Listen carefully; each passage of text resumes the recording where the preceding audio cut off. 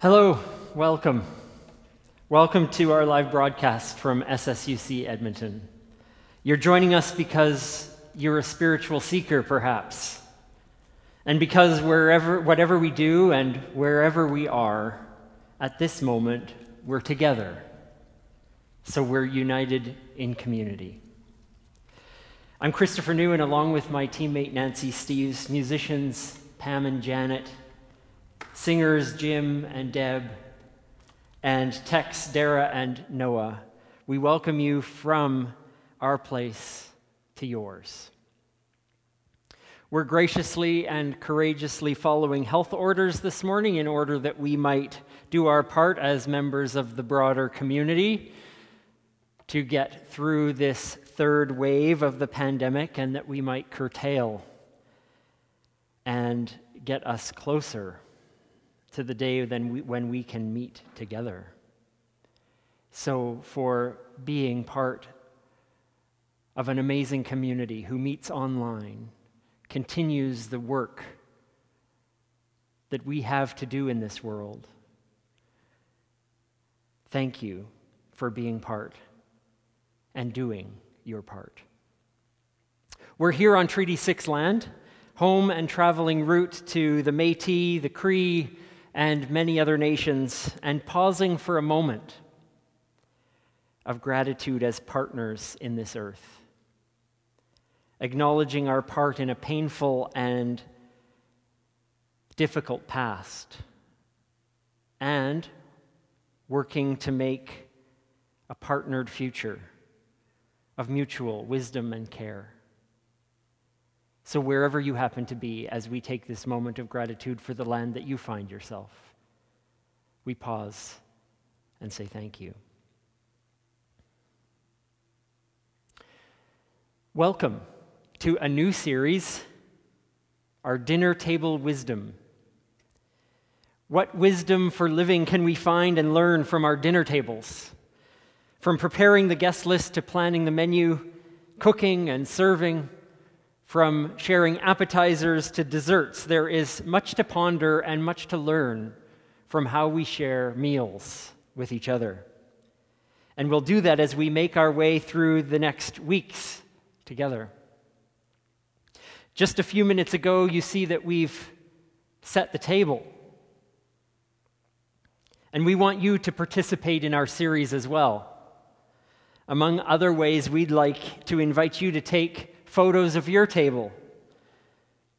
The neat way it looks when you're getting ready to take a picture, but maybe mid-meal when the food is half eaten, or maybe at the end when things are at their messiest. Or maybe like me in the picture you see, you'll take the safe route and dare not show what the table can look like in the middle of the afternoon, but decide on the neatest version possible. So you're invited to share your dinner table photos with us. So now we've lit our candles on our dinner table and we're ready to light our gathering candle. If you've got a candle at home, light it with us as a way to connect us as community. These are the lights that cue us that something new is happening. When we light a candle at the dinner table, we're reminded that it's time to care for ourselves. It's time to be together with partners or with family, or time to honor the space we make for a good meal just to ourselves. It's the same with our gathering candle. It reminds us that we're here for this experience of online community. We're reminded of being together. And we celebrate our connection. We still seek the light of our best and our highest humanity. So in the midst of day and night, we would light a candle.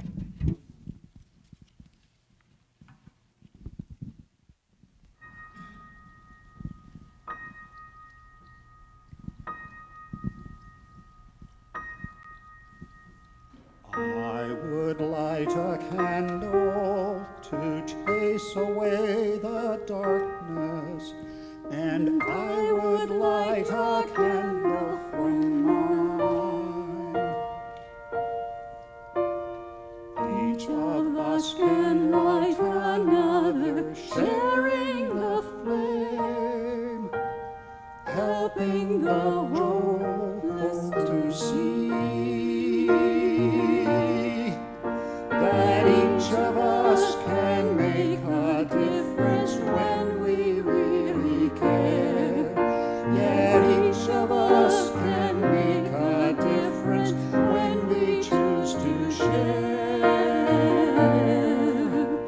One can light another, and two can share the brightness, and four can chase the darkness away.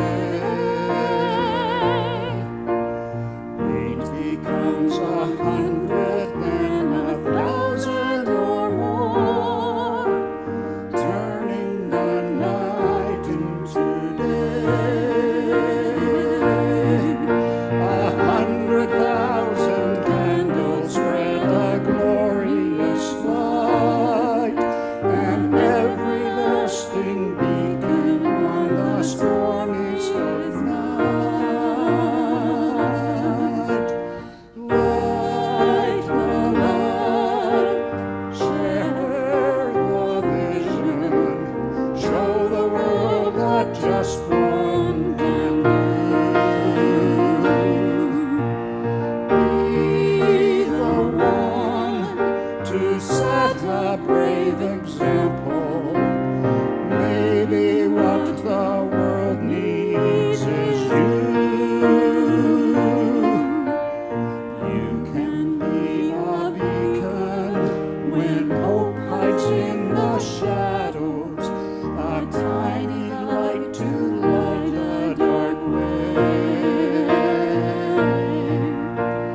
Keep the candles burning bright when troubles appear, and turn someone's night into day. A candle loses nothing when it lights another flame, and any journey's possible when you can see the way.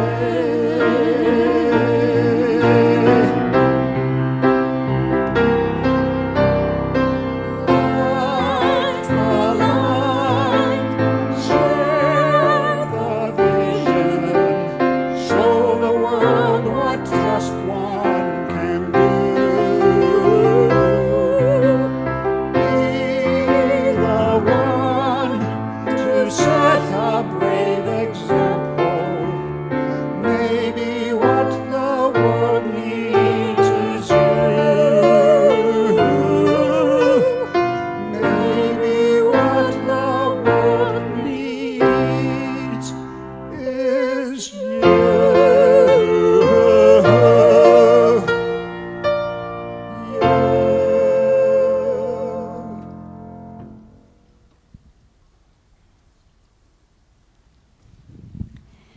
Thank you, Deb and Jim. When we light a candle, we set an intention, which is to say, we pray. When we speak words together, in our gathered time here, we seek to set an intention for how it is we choose to live. And so I invite us to pray with one another. We open to sacred mystery, beyond our capacity to name, but within our experience to know. We embrace the oneness to which we belong, our deep connection with Spirit, with each other, with earth and all life. We mourn our ruptures and losses, grieve the isolation that separates us from the presence we long for, even as we seek to take our place at the table where we find ourselves. May we give ourselves to all that nourishes and nurtures body and spirit in this time.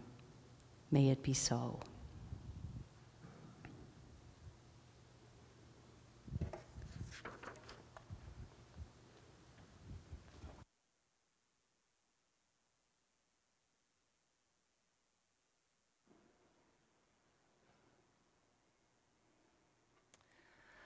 Good morning. I'm Pam Patton. It's my pleasure to introduce you to an old fable, an allegory found in the folklore of many countries around the world. It is brought anew to you this morning thanks to the creativity of George Shannon and some of your friends here at SSUC. Rabbit's Gift is about a gift we all have the time and the wherewithal to share. We don't need to be rich or popular or talented or young or older or even particularly articulate to share this gift. We just have to care about the well-being of others, reminding us of how our smallest actions can impact others and how they in turn will act. Rabbit's gift isn't so much what he decides to share, but that he starts a movement of sharing. His generosity replicates and it spreads like a wave through his community. Kindness is the one thing we can always pass along to others, and the one thing we have unlimited supply of to share around. And now, Rabbit's Gift.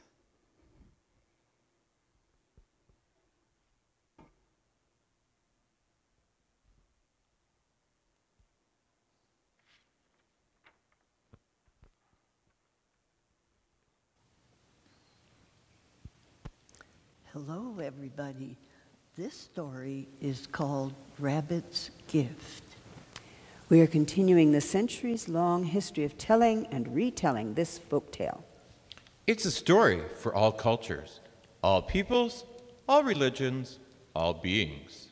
It may have originated in China, first recorded with ink and paper by Feng Yi Kuhn. But old tellings and retellings have been found in Japan, France, Spain, Germany, England, Syria, Jordan, and beyond. No one knows for sure who first told this story. So now, let it be told again. There once was a rabbit who lives in a very cold part of the world. Or a part of the world that was very cold on this particular day. Rabbit awoke, did what rabbits do every morning, then poked his nose cautiously out of his warm, cozy house. You mean a warren. A house. He opened his door and, finding it safe to do so, hopped outside, his sensitive nose twitching furiously in the cold, damp air. Time to find food. More snow's coming. Coming soon. I can smell it. He hopped and he pawed through the snow-covered field with what seemed like no apparent plan, sometimes tiptoeing cautiously, ears forward and tail down. Sometimes frantically darting here and there.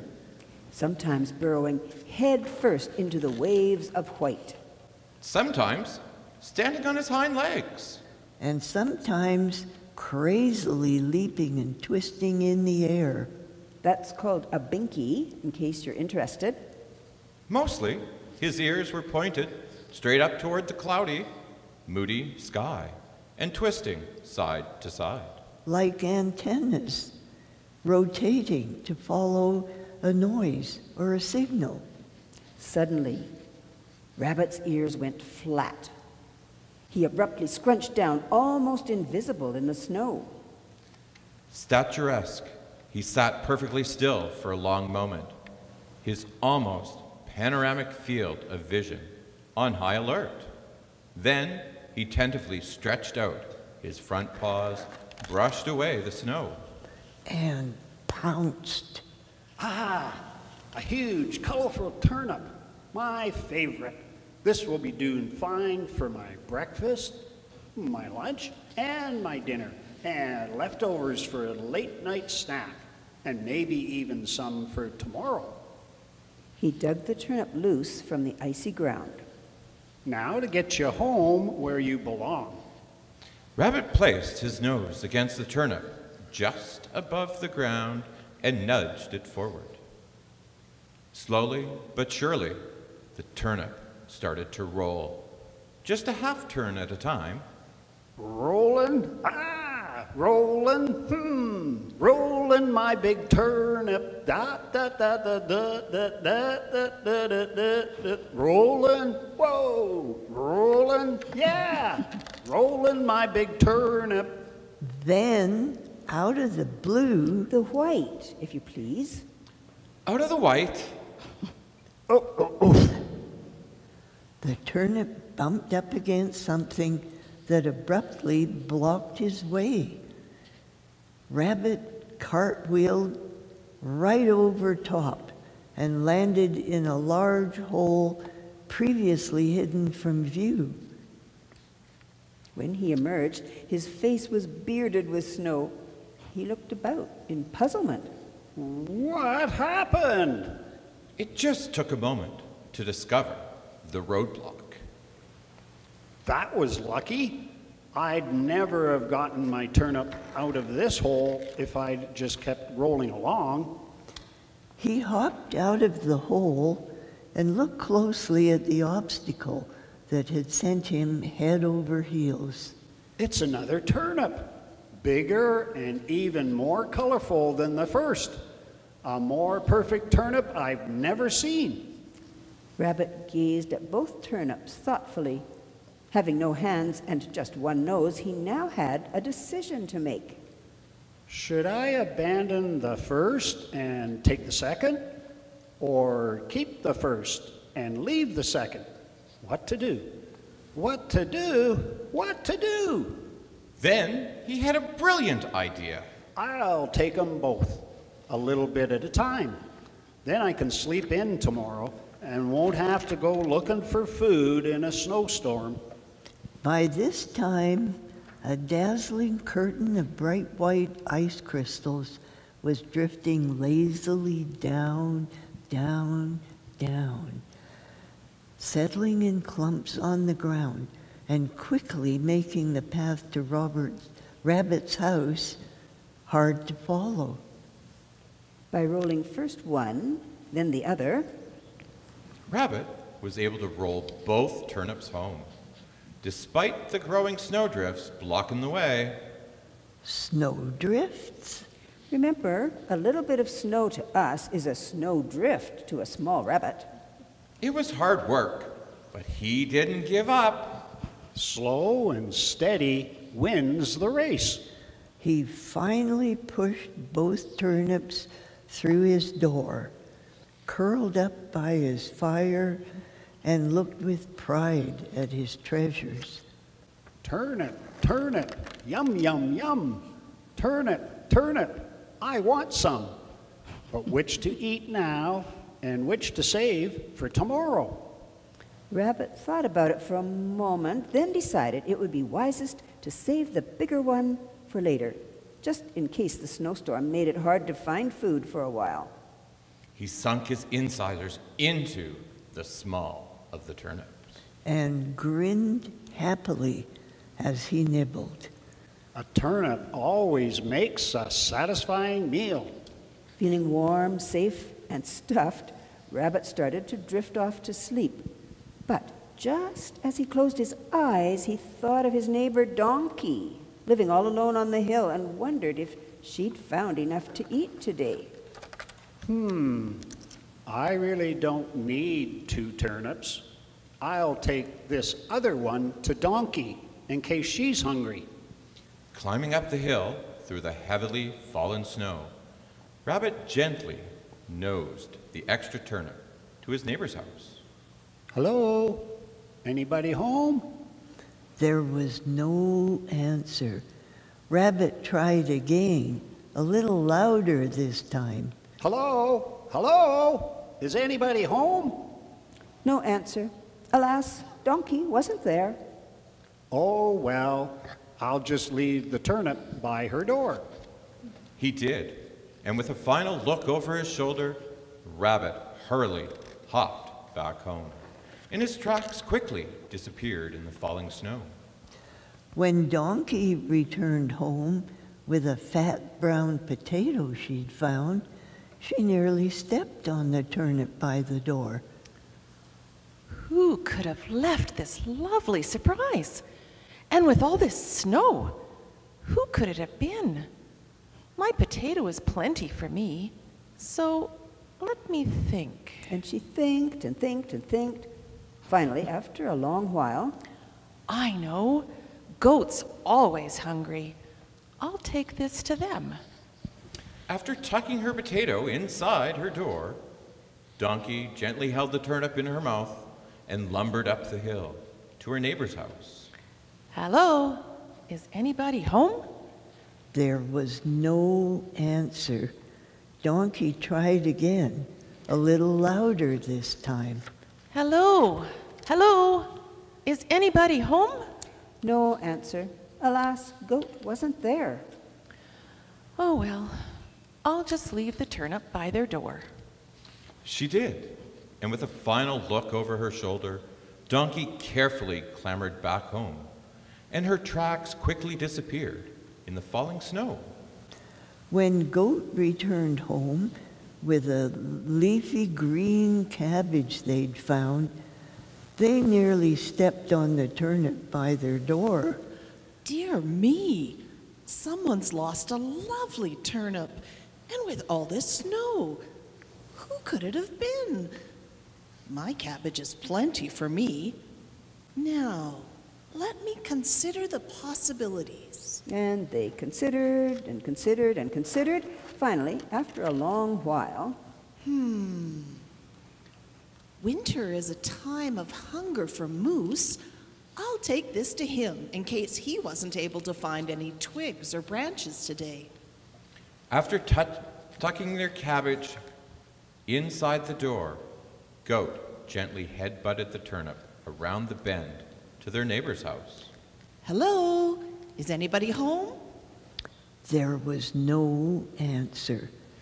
Goat tried again, a little louder this time. Hello, hello, is anybody home? no answer. Alas, Moose wasn't there. Oh well, I'll just leave the turnip by his door. They did, and with a final look over their shoulder, Goat nimbly nipped back home, and their tracks quickly disappeared in the falling snow. When Moose returned home with a mouthful of pencil-sized willow twigs and strips of poplar bark, he nearly stepped on the turnip by the door. Well, isn't that nice? Someone was worried about me and brought me a lovely treat. And with all this snow, who could it have been? Well, my tree bits are plenty for me. Let me rack my brain and figure out a plan. And he racked and figured. Finally, after a long while, Deer has an extra mouth to feed. A new fawn. I'll just take this to my dear friend, Deer, and her baby. After tucking his twigs and bark inside the door, Moose playfully kicked the turnip like a soccer ball all the way to his neighbor's house. Hello? Anybody home? There was no answer. Moose tried again, a little louder this time. Hello? Hello? Is anybody home? no answer. Alas, Deer wasn't there, and the fawn was fast asleep. Oh, well, I'll just leave the turnip by their door. He did, and with a final look over his shoulder, Moose gracefully galloped back home, and his tracks quickly disappeared in the falling snow. When Deer returned home with a bunch of juicy orange carrots, she nearly stepped on the turnip by the door. How kind. Someone's left us a gift. And with all this snow, who could it have been? These carrots are plenty for two, and there's no need to keep more than we can eat. Let me ponder what to do. And she pondered and pondered and pondered. With snow this deep, Rabbit mightn't have found much food. I'll take this turnip to Rabbit.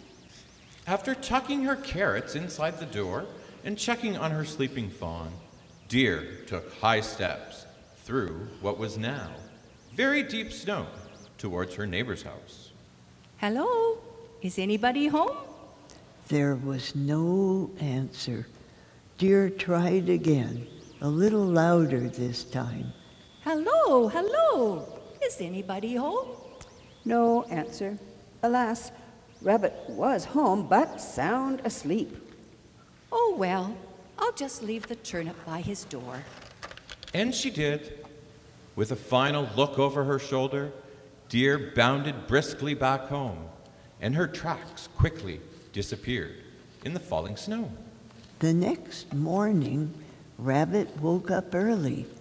After nibbling on the last bit of his turnip, he was anxious to play outside and look for some food for today. He threw open the door to find the sun shining, the birds singing, and a blanket of pristine new fallen snow just waiting to be explored.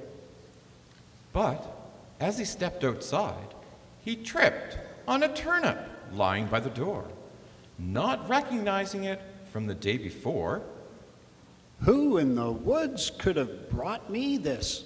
He looked for tracks, but the night's fresh snow had erased everything.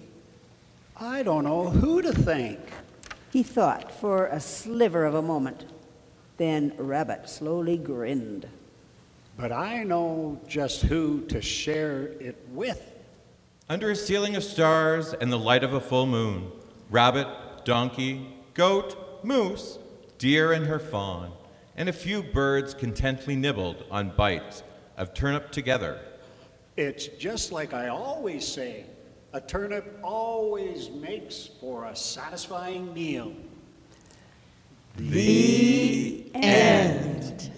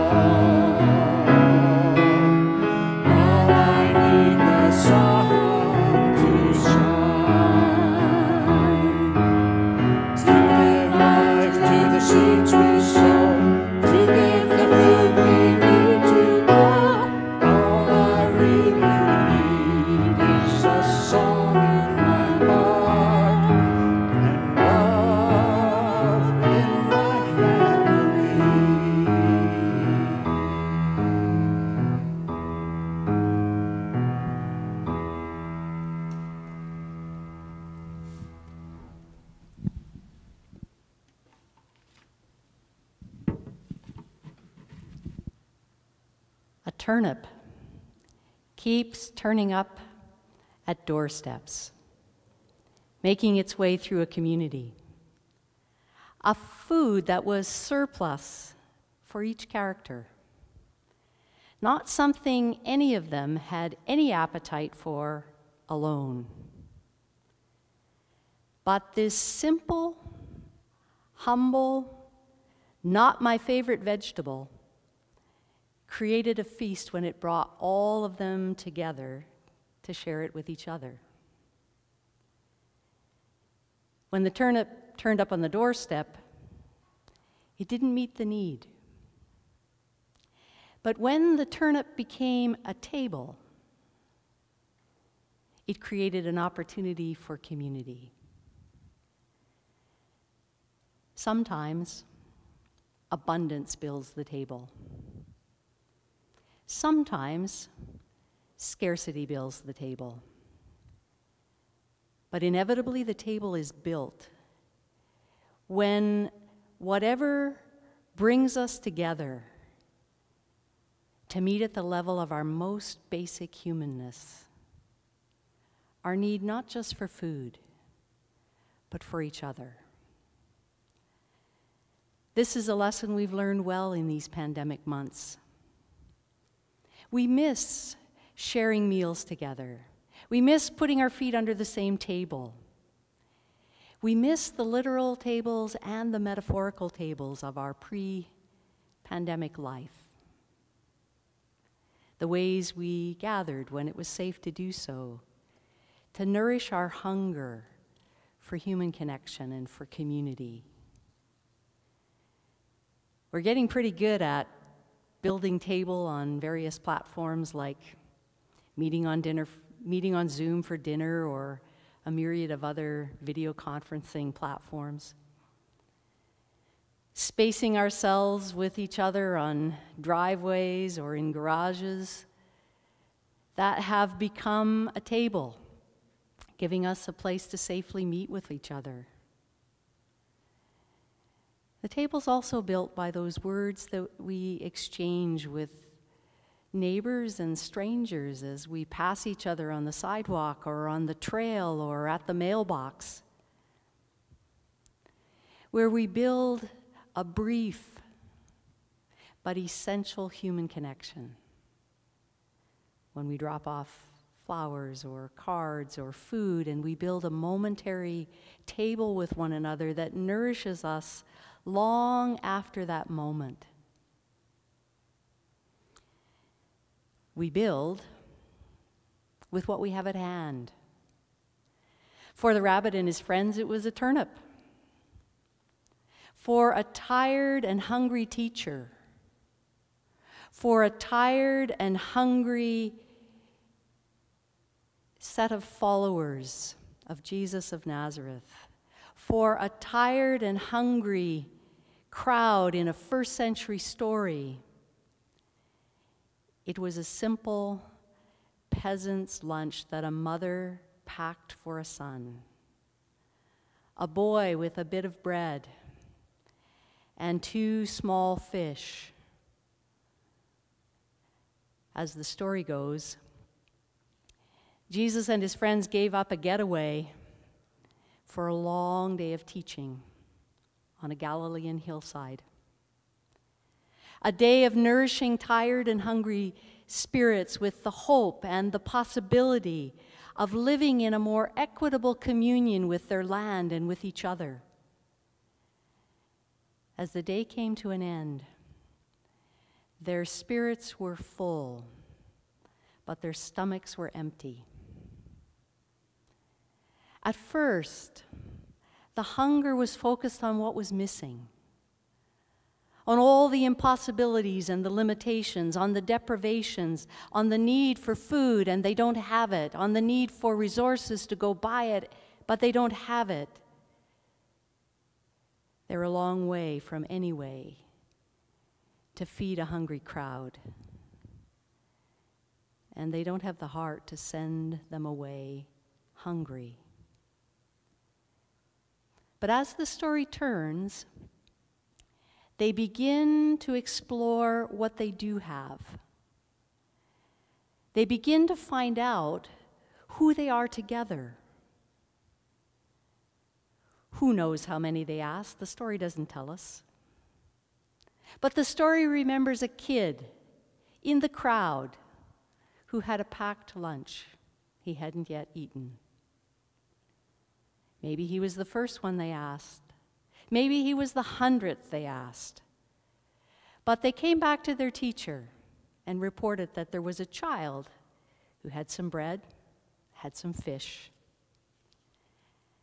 And as the story goes, because a nameless boy offered a peasant's lunch, maybe the others were moved to do the same, to share the lot or the little that they had. And somehow they discovered, in terms of that moment, where they were, who they were together, there was not only enough to meet their need, but more than enough. There would be dozens of baskets of food left over. Generosity and creativity transformed a crowd that could have been competing consumers for a scarce commodity into a caring community that did what they could, and together it was enough. By doing what was possible, by bringing what they had, they built a table together that nourished them all. The story remembers more than the sharing of food. A tired and hungry people shared more than bread. They shared possibility. They shared capacity. They shared their strength. They shared their common humanity. They shared the human potential, what is possible, and only possible when we each do what is in our power to do. We know what it is to be tired and hungry, to be tired of uncertainty and hungry for clarity, to be tired of bad news and hungry for good, to be tired of rising virus rates and hungry for receding rates, to be tired of limitations and restrictions and hungry for resuming old routines and renewing relationships. We know what it is to want a miracle. But miracles are not in the realm of magic. They are always in the sphere of the mundane, in doing what we can, in building the temporary tables that keep us going with what we have. The turnip, the bit of bread, the taste of fish, and who knows what else. It all creates a feast of hope and gives us the capacity to keep on keeping on. We build a table whenever we do what we can to meet one another safely and vulnerably, with openness and care, meeting at the level of our most basic hunger, our need for one another. And so it is that the miracle is made again and again, built table by table.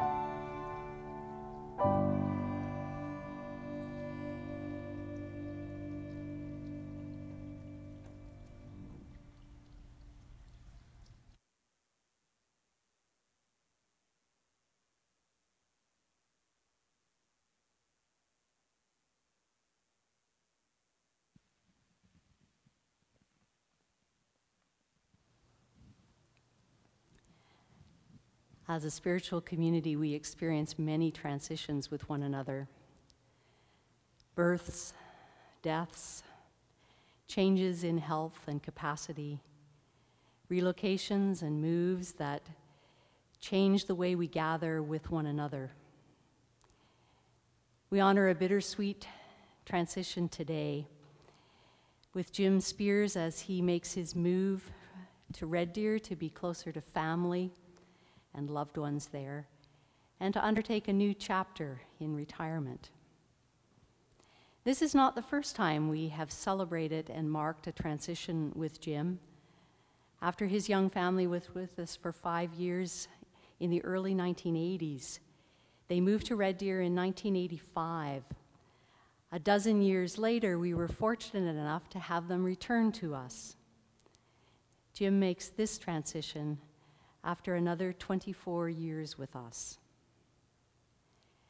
As you'll see shortly in the photo memoir, Jim has participated in our community in so many ways. It's impossible to begin to chronicle all the ways he's taken his place, given his time, his talents, his energy, his resources over the better part of these 3 decades with us. Jim, I recall my first Sunday in leadership here. You were the sound technician, and I remember you said to me, the first Sunday is the hardest. And then we agreed, the first Sunday and the last Sunday are the hardest. But there's a whole lot of wonderful ones in between. There's so much to honor in Jim's contribution to our community. I will miss many things in naming a few, but I want to celebrate the imprint of Jim's musical contributions in leadership with our choir, ensembles, men's breakfasts, family camps, church picnics, Sunday gatherings, fall dinners, and so much more. All those places where you have all seen him so visibly, with his joy in living and his resilient energy. But then there are all the invisible things, like changing the sign on the lawn in the hottest days and the coldest days, or setting up this space with chairs or risers or whatever is needed. His organizational skills in coordinating activities and leading teams, coordinating our setup teams, bringing his expertise in marketing and publicity to our board. And for me personally, and a generation of young people of Southminster Steinhauer United Church, I celebrate all that Jim brought when he joined us on staff to bring leadership with our youth for a 6-month contract that was renewed a dozen times for 6 years of committed and energetic leadership in a host of activities and experiences, from mountain adventures to drama camps to youth rallies to game nights and so many more. And Jim, mostly what I remember is arriving here on Sunday mornings, Easter Sunday mornings for our sunrise service, and discovering, even though you'd been here all night leading a host of activities with kids and had been awake for hours and hours and hours, you always looked as fresh and as bright as the morning itself. I'll also always remember a moment on our hike to Bow Hut in 2009 with the youth. We were about to cross a fast-flowing stream, and you extended your hand to me to help me across the stream. That is my image of you in your essence, lending a hand to whoever and wherever you can. As you begin this new chapter in your life, may the joys of companionship and more adventures to come be many, as you and Marlene, your children, your grandchildren, enjoy this new time together. We also celebrate all that you'll bring to your new spiritual home in Red Deer. We know how very fortunate they are. We send you with our love, with our gratitude, with post-COVID hugs to be delivered one day when it's safe to do that. But for now, with thunderous thanks for all that you've shared, and we sit on the edge of our seats with deep hope that some of the best is still waiting for you in the days to come.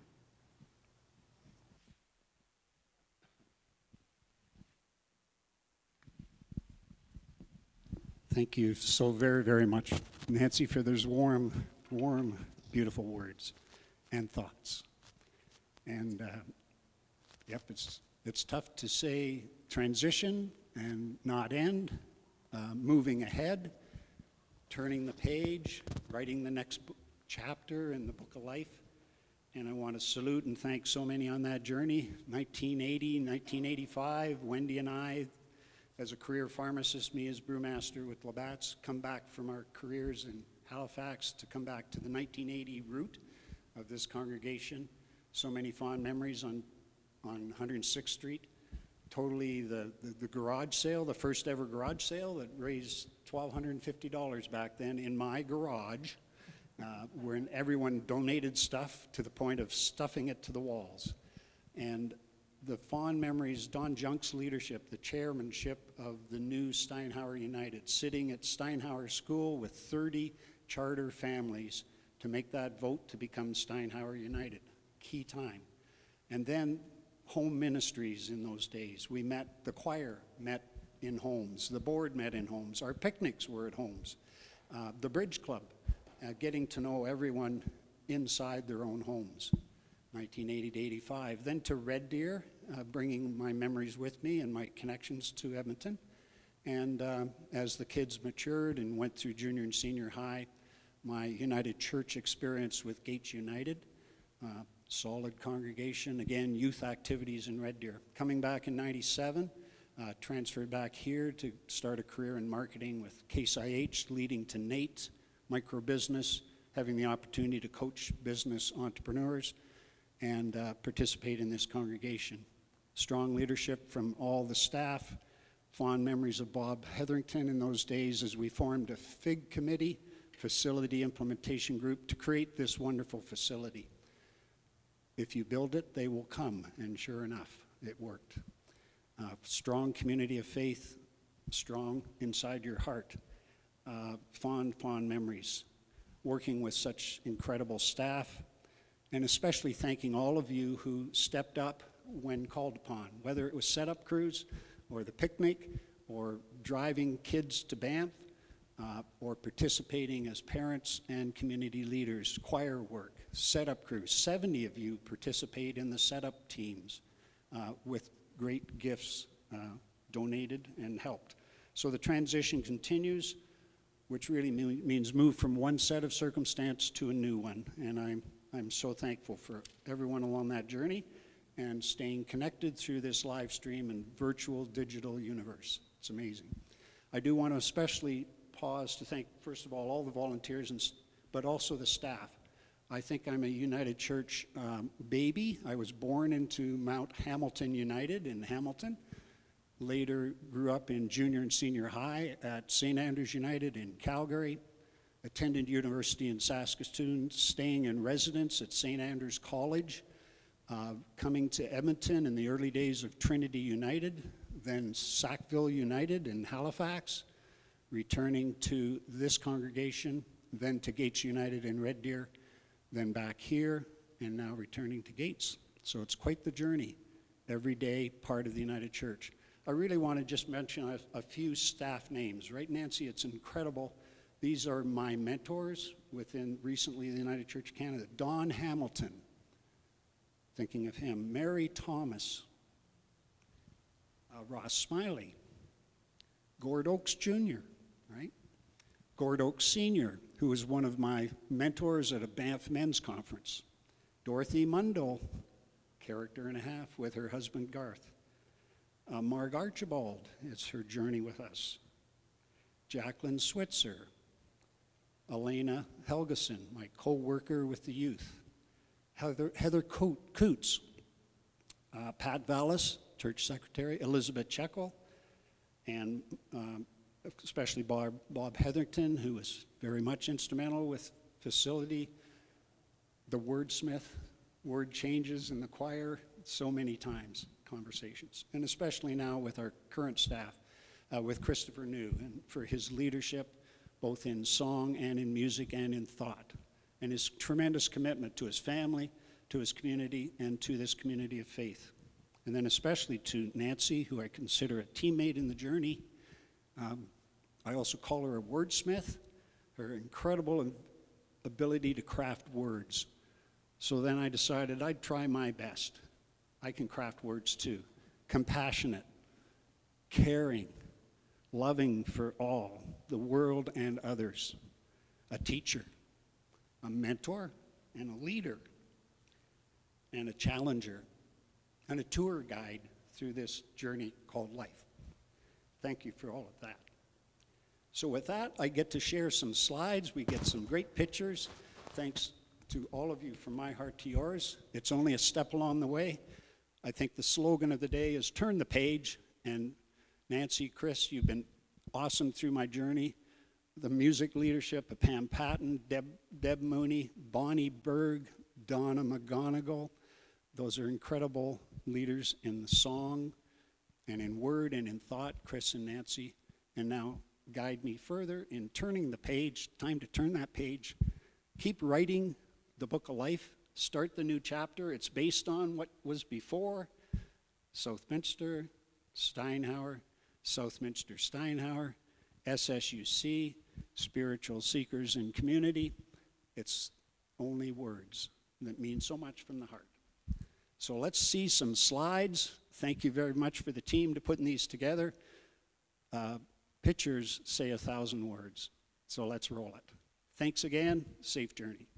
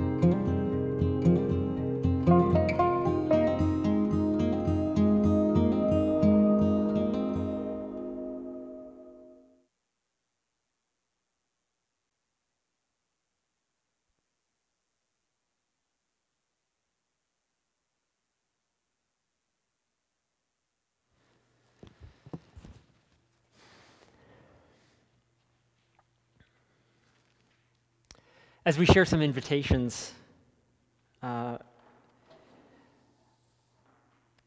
to invite us to a post-gathering time today at 11:15, sharing our experience with our reflections of today and with some questions that will help us reflect on our experience of setting the table and doing what we can to reflect on today's theme. 11:15 today on Zoom. You're welcome to join us. Also want to invite you to some music and meditation evenings. This is happening every other Tuesday, and it starts this Tuesday at 7 p.m. on Zoom. We'll experience poetry and readings, some music, some meditative practices, and have the chance to share with our own voices those prayers of joy and sorrow that rest in our hearts. So again, beginning this Tuesday at 7, each of those will be different and unique, and invite you into one or all of these experiences starting on Tuesday. Zoe and Allison welcome you to a Saturday Saunter for young adults, a 6-week online series starting on Saturday, April 17th. They ask you to please register at emberwood.ca to reserve your spot and pick up a package that you'll need to begin that online series. As always, we can share gratitude for all the ways that we contribute, and so many contribute to the life and the work of this community. Donating is just one of those. We've just heard the story of time, effort, and energy that one person can give. And when we multiply that by all the beautiful and wonderful people in this community, it's no wonder we accomplish so many and so much, so many things and so much. If you would like to donate as part of your offering to the needs and the work of this community, please do so by any of the means you find on your screen. And we thank you for all the support.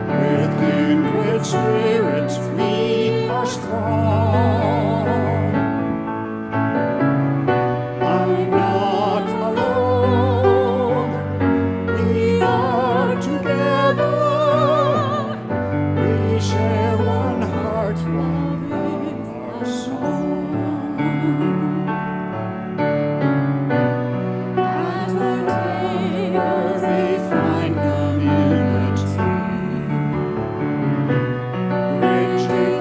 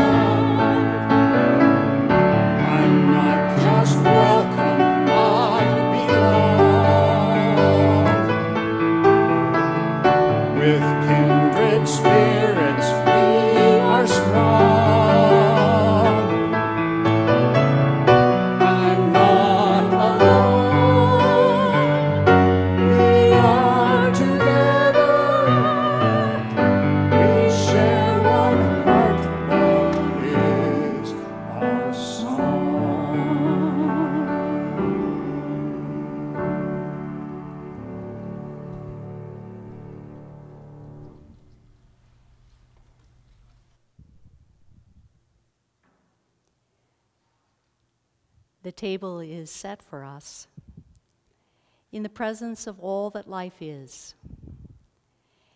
in the presence of the bitter and the sweet, in the ordinary and the extraordinary, in the mundane and in the spectacular. May we go into this time, into this new week, with the strength of who we are together, to make a feast out of what is possible when we each do what we safely and caringly can do. And so we take our light, transformed by the power of our breath, into all that we will say and do in these coming days, and make of life a feast.